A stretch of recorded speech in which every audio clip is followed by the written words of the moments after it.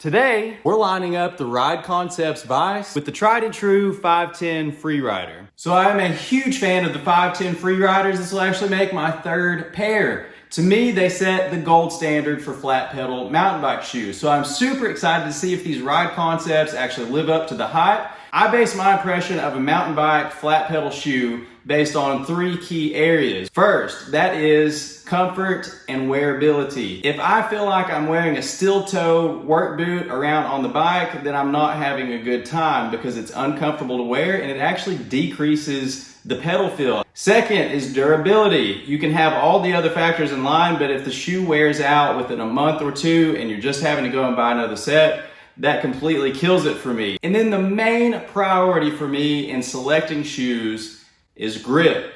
If I'm sliding around on the pedals, I don't have confidence. It's as simple as that. For me, up to this point, I've not found a shoe that rivals the 510s in grip. On the Ride Concepts, you can see they have this DST rubber. The sole has these indentions, which is actually supposed to bring your foot in closer to the pedal to be able to improve pedal feel. The 510 Freerider has their tried and true Dotty rubber sole. I can completely attest to the durability of the 510 Freeriders. This is actually my previous pair. There's pretty much little to no wear on the sole of these. The outer of the shoe are still holding up fine.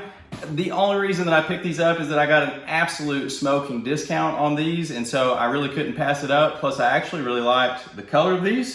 So I've always felt like the 510 Freeriders have a nice amount of flex so that you get really nice pedal feel. So you can see there the amount of flex. The Ride Concepts, they feel just a little bit stiffer. These are both $100 price point shoes. So a side-by-side comparison. One issue that I've always taken with the Freeriders is they do come in a little bit wide, but the Ride Concepts are going to come in a little more narrow. And yet when you look at the toe box is actually just as wide on the Ride Concepts as they are on the Freeriders. These indentions on the Ride Concepts are definitely deeper. And yet when you push into the rubber, you can tell that the Ride Concepts is slightly stiffer. And then you can see the height of the shoe is almost identical. So we'll compare the weights. So there's the Ride Concept coming in at about 459 grams. And then the 510 actually coming in at 471. So a little bit lighter actually with the Ride Concepts. Another feature worth mentioning on the Ride Concepts is the tongue is gusseted. And so down on the inside there, it actually goes all the way to the outer of the shoe, and that's supposed to keep little small rocks and debris out. And the 510s really don't have that. And so I will say, I think between a little bit wider at the ankle on the 510s and then not having any sort of gusseting there, you are sort of prone to taking in little small rocks periodically. It's not a huge problem. Here you can see the toe protection really feels about the same on these. I've typically had really good luck on the 510s offering a pretty fair amount of toe protection, and these really feel pretty similar. Now, as far as walking in these shoes, you can notice for sure that the 510s definitely have a thinner sole, whereas the Ride Concepts have a little bit thickened, more noticeably cushioned sole. And so that may be a factor for anyone with foot issues. I want to make it abundantly clear that neither of these shoes feel unnatural to wear off from the bike. I definitely feel like I could wear either of these shoes casually. So I'm here at my local trails. This is where I do a lot of my back-to-back testing here on High Roller Flow Trail. I know this trail now like the back of my hand, and I can tell you that when I'm on a set of shoes that don't grip well, my confidence goes way down.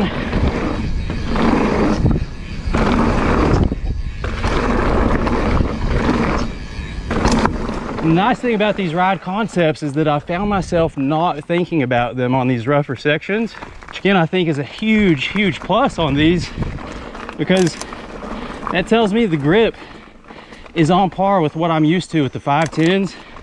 The comfort is good. All right, so a simple test, but I want to test out and see how the grip would be when things get wet. These are not the first shoes that I would think to get for just constant wet weather riding, but we're all bound to end up in a thunderstorm or riding some muddy trails at some point. And so I'm going to soak up these 1-Up composite pedals, check out my review of those. Got them nice and doused. Give these a super soaking. On the 510s, my experience is always very good. When things get wet, they really hold their grip well. This is a trail that really has a lot of small rocks, which can throw you off your balance and cause you to rattle around on your pedals. I can tell you, so far so good with the wet pedals.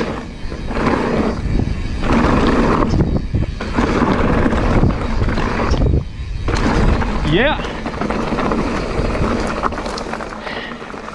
So if I'm being honest, if you'd done blind testing, I don't think I would have noticed the difference with dry pedals and dry shoes versus the wet pedals and wet shoes. I think on these, it really boils down to those nice deep grooves. Really hold you in place. It seemed like when it was wet just as well. All right, so I've spent 2 really awesome weeks pitting these newer Ride Concepts bikes against my all-time favorite, the 510 Freeriders. Let's dive right in. Let's talk about the comfort and the wearability. These 510 Freeriders are super comfortable shoes. And yet, the Ride Concepts, I think, are actually slightly more comfortable. If I were gonna give them a 0 to 10 rating, I would give the 510s an 8.5 because they are a little bit loose and you can, on occasion, especially when you're off the bike, walking through thick or chunky rocks, feel the thinness of the soles. Whereas the Ride Concepts, they have an awesome amount of cushion. They feel like they have a little bit more arch support. And when you're off the bike, you definitely can notice a difference in the padding and the cushioning against the harsher features of the trail. These just, to me, feel more comfortable. I would give the Vice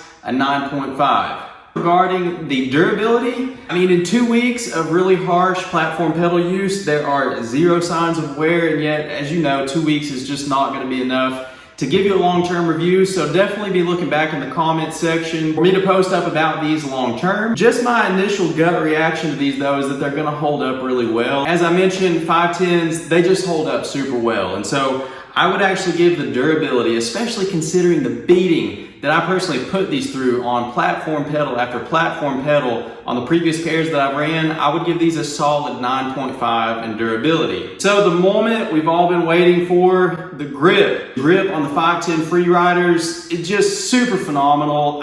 Based on 3 years of hardcore use, grip on these, 10 of 10 all day long.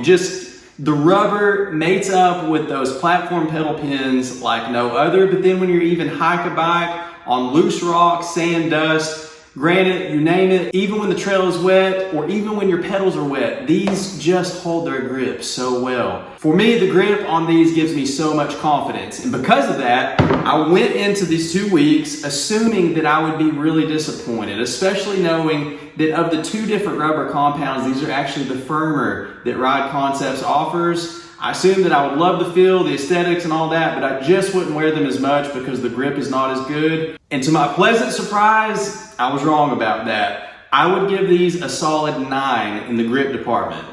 You can tell that it is a little bit harder sole. That is made up for by the deepness of the grooves. It just feels like it really pairs up well with those platform pedal pins. The movement is minimal. Even when I soaked these and the pedals, it really didn't seem to change anything. The grip continued. The only reason why I would give it a 9 instead of a 10 is that, again, you can feel a little bit more hardness. That for some people may be a huge bonus, especially if you want a more solid platform to push against and pedal against. You might actually really want to gravitate toward these. If you're somebody that just values all-out pedal feel and all-out grip, you might want to gravitate more toward the 510 or look at one of the Ride Concepts that have the max grip instead of the high grip compound. I'm gonna actually keep wearing these indefinitely. I think that the comfort of these more than makes up for just the subtle difference in grip. I've charged into some pretty hard scenarios. I spent a big day at the bike park down at Baker Creek Preserve in Knoxville. Also at Green River Lake. Check out my ride video where I hit some